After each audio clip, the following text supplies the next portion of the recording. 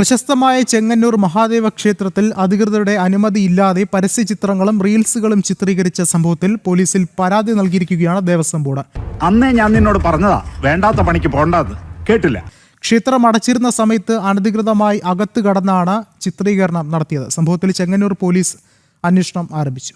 എപ്പോഴത്തെ പോലെ ഞാനൊരു തമാശ ഉദ്ദേശിച്ചുള്ളൂ. ദേവസ്വം ബോർഡിന്റെ അനുമതിയില്ലാതെ ചെങ്ങന്നൂർ മഹാദേവ ക്ഷേത്രത്തിൽ റീൽസ് ചിത്രീകരിച്ച സംഭവത്തിൽ Chengannur Devaswom sub group officer Akhil G Kumar Chengannur police സ്റ്റേഷനിൽ ഔദ്യോഗികമായി പരാതി നൽകി. ക്ഷേത്ര മതിൽക്കെട്ടിനകത്ത് അനുമതിയില്ലാതെ അതിക്രമിച്ചു കയറിയെന്നും ക്ഷേത്രത്തിന്റെ പരമ്പരാഗത ആചാരങ്ങൾക്കും ശുദ്ധിക്കും ഭംഗം വരുത്തിയെന്നും ചൂണ്ടിക്കാട്ടിയാണ് പരാതി നൽകിയത്.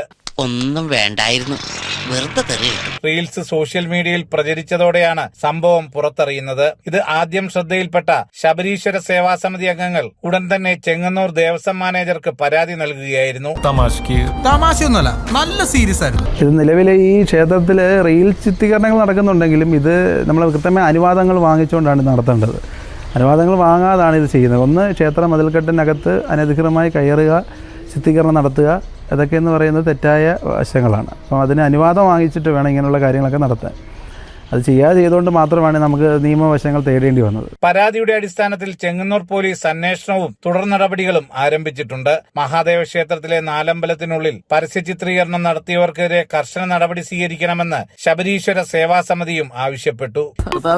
പേപ്പറിലും ടിവിയിലും കൂടി വരുമ്പോഴത്തേക്ക് ഉള്ളപാനം മാസ്കോടെ കാമ കൊണ്ടുപോകുമല്ലോ.